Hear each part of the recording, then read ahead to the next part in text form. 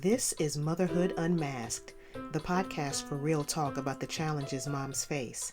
I'm your host, Vanessa Harris, but Mama, you're the hero. Ready to reveal the beautiful mess behind the mask? I am. Let's go. Hello, it's good to have you back for episode 2. If you're new here, welcome. I'm glad you could join me. I was thinking we'd start with a statement and see how it resonates with you. You ready? You are the woman for the job. Now, what that statement means to you depends on what's going on in your life right now. If your day is going according to plan and neither you nor your child have had a meltdown, then yeah, you might say, I agree, Vanessa, I am the woman for the job. But if it's a different kind of day, the kind you want to either start over or you can't wait for it to be over, then that sentence may be everything you need to run a little further. And I know I said further instead of further, but there are days as a mom when you can't get all the way further. You can only manage further, and that's okay. The reality is we all have days where we feel clueless, unqualified, or just plain overwhelmed. As I record this episode, I'm reminding myself I'm the woman for the job, doing life in the middle of a pandemic. A lot's been thrown into our laps lately.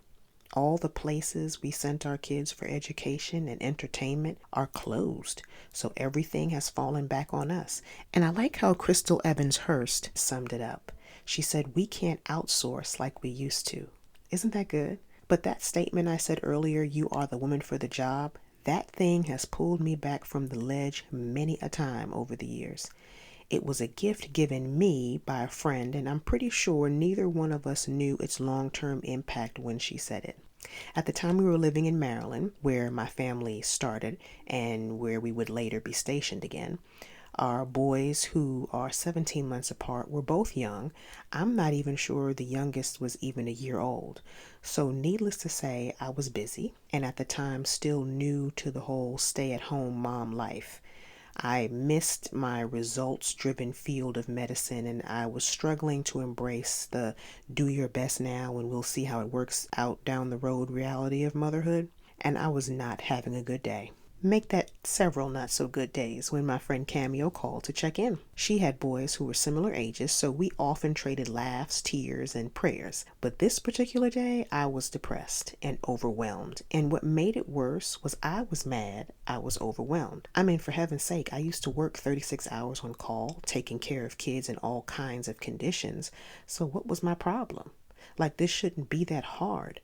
Can you raise your hand if you have had trouble giving yourself grace? I'm still in the process of learning how to receive it myself. But anyway, after trying empathy and humor to snap me out of my depressed state, she said to me, one thing I do know is you're the woman for the job.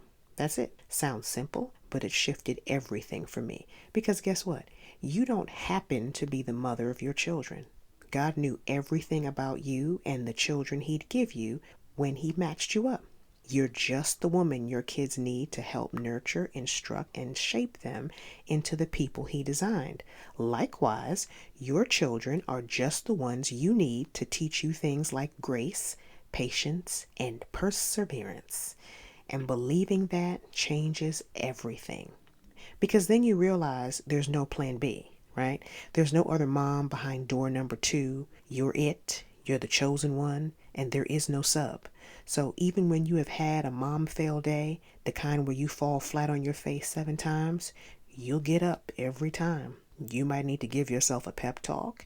Maybe you apologize to your kids for overreacting, which I recommend, by the way. It's humbling, but it's good. Or maybe you remove yourself to the bathroom for what we'll call a mental health moment. I've had to do all 3 and more. Because those boys that were toddlers, when I had my light bulb moment with Cameo, teenagers now.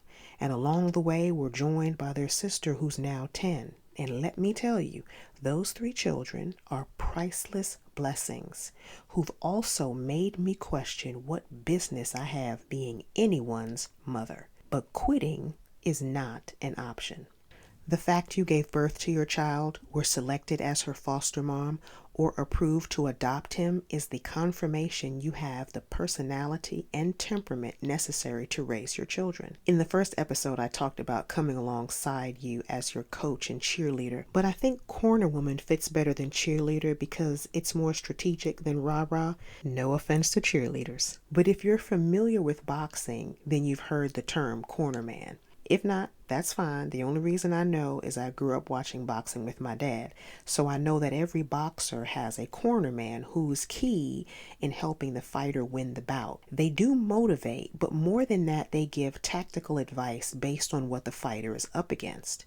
So maybe you're battling relentless cabin fever, you're cooped up in the house with your family, and you've played all the games, you've watched all the movies, and you've had your fill of this crisis schooling. Or you're listening to this sometime down the road and you've about had it with your moody tween and your moody toddler. I feel you. Those days are tough. And the temptation is to bite everyone's head off, which I've done a time or two, or throw in the towel altogether. Because we take hits in motherhood that leave us dazed. We all do. But if I may be your corner woman, I'd like to share a recovery strategy for the next hit you take in the ring called motherhood.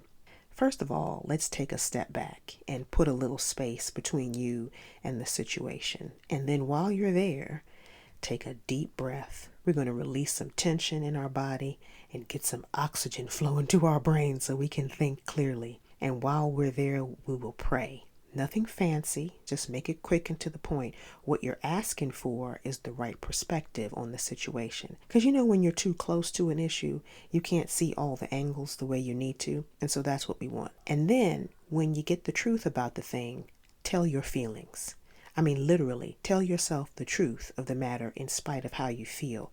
Because I don't know about you, but my feelings are bossy and I have to set them straight. And then after you've done all that, get back in the ring and engage the issue. The mouthy kid on top of the mess someone left behind, on top of the missed curfew, or fill in the blank. Because what I do know is this too shall pass. And you know what else I know? You're the woman for the job and your kids need you. So, what's your phrase that'll pull you back from the ledge on those frustrated mom days? If you don't have one, you're more than welcome to use mine. It's tried and true. Until next time, remember, when it comes to you being the mother of your children, you are the woman for the job. Take care. Thanks so much for joining me today. Before you go, be sure to like and subscribe to the podcast. That way you get notified about new episodes while helping other moms discover the show. Motherhood Unmasked is sponsored by Vine Life Faith, where we're breaking negative cycles and building healthy community through connection with Christ. VineLifeFaith.com.